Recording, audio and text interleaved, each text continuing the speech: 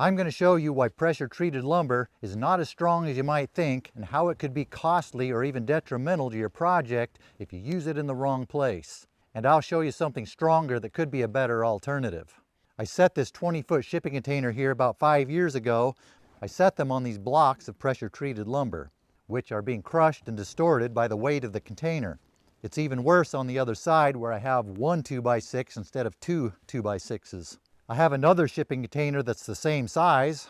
I set this one up in a similar way, but instead of using pressure treated, I just used good old-fashioned untreated Douglas fir, which is holding up this container beautifully. I set up both of these shipping containers at the same time. Neither of them have had much weight in them.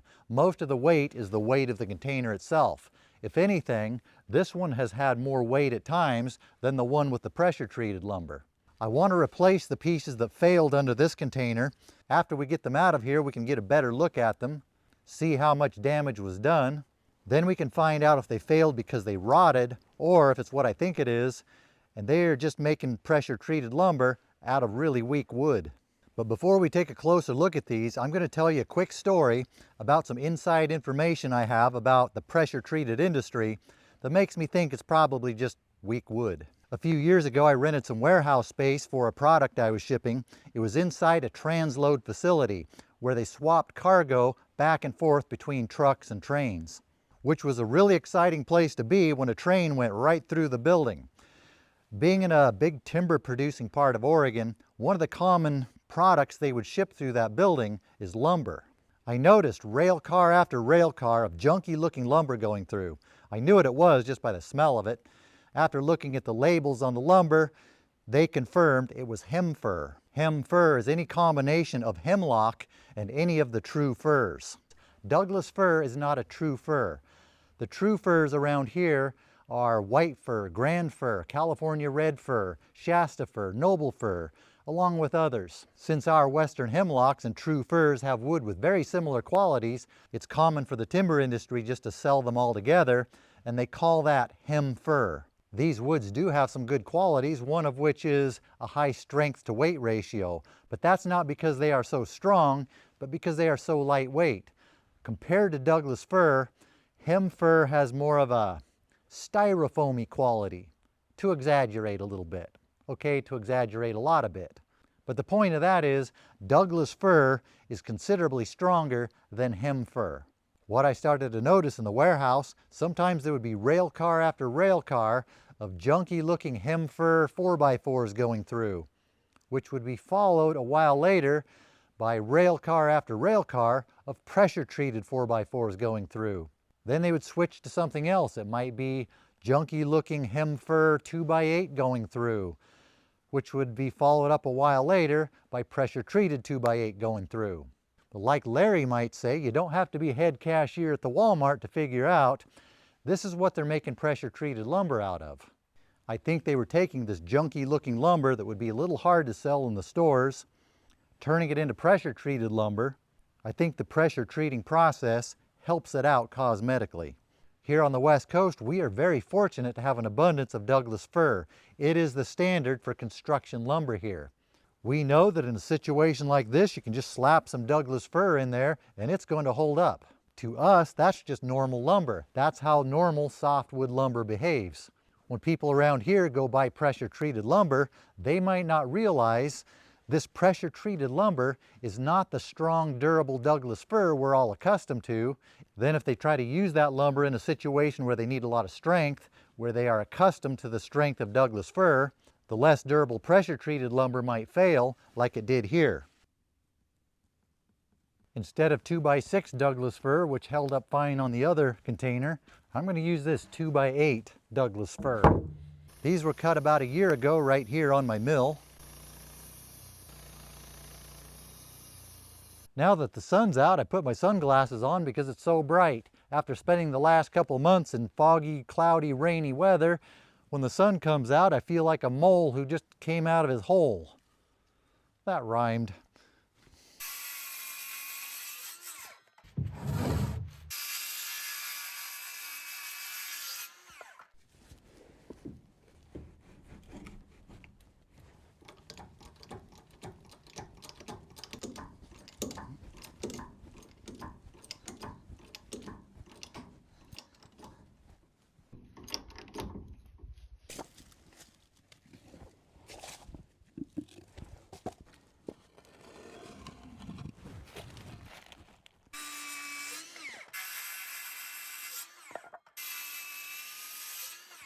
When you need an outdoor workbench, a deck over flatbed trailer can come in really handy. It's mobile and it has plenty of workspace.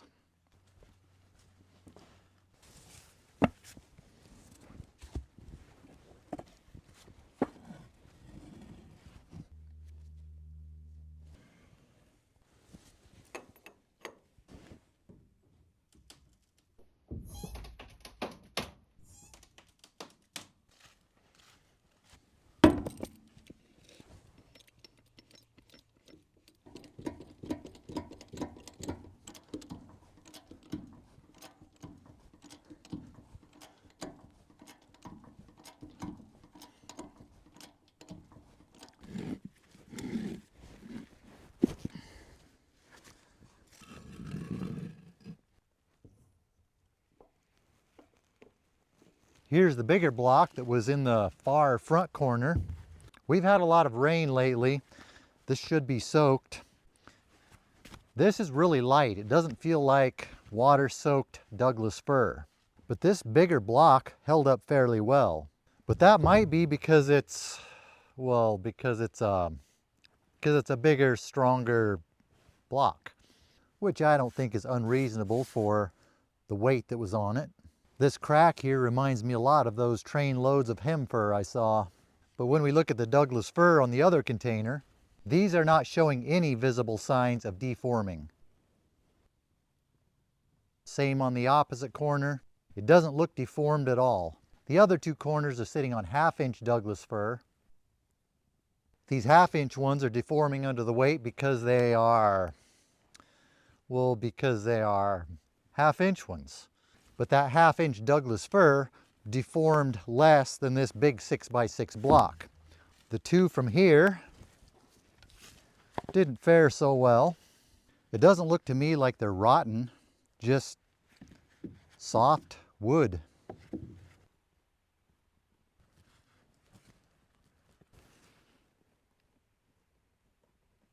These are the two from the other corners.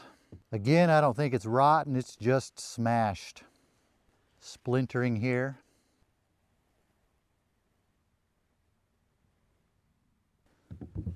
The other one, this one had some drama on what it was sitting on, so I'll give it some credit because the foundation it was on was the cause of this.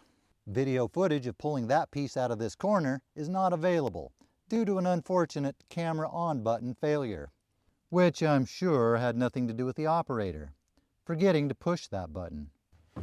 I tried going without the sunglasses, but it's just too bright. Okay, this may be an extreme situation. I don't think pressure-treated lumber was made for holding up shipping containers. But when we compare this to Douglas fir, it's not a case of one did a little bit better than the other. It's one got smashed where the other was completely unfazed. But that's not to say don't use pressure-treated lumber. Pressure-treated is used all the time in construction. It has its purpose. In some cases, it's required by code. Even hem fir, even though it is not as strong as Douglas fir, it's not uncommon for it to be used in construction. In a lot of cases, it's strong enough. And I don't really know how much of it is made out of softer woods.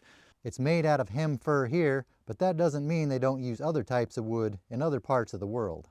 If you use pressure-treated lumber, just know its purpose is to be rot resistant. There's debate on whether it is really effective at that or not. That's not what this video is about. There's also debates about its toxicity, also not what this video is about. What is also not the point of this video is that I'm putting these shipping containers on cinder blocks, which are not the best thing to put them on. It's what I had handy, and like just about everything else around here, these were supposed to be temporary. Someday when I put them where I want them, we'll take care of that cinder block situation. Aside from when pressure treated is required by code, or if moisture is not going to be a bigger problem than just getting rained on once in a while because it's outdoors, or if it's not going to be in ground contact, sometimes Douglas fir might be the better option.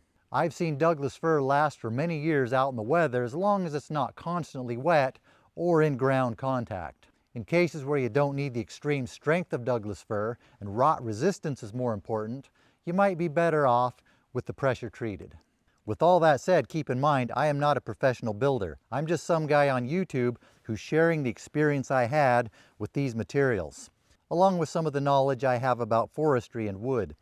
Before taking on any kind of legitimate residential or commercial building projects, it's good to consult an experienced professional who knows what they're talking about.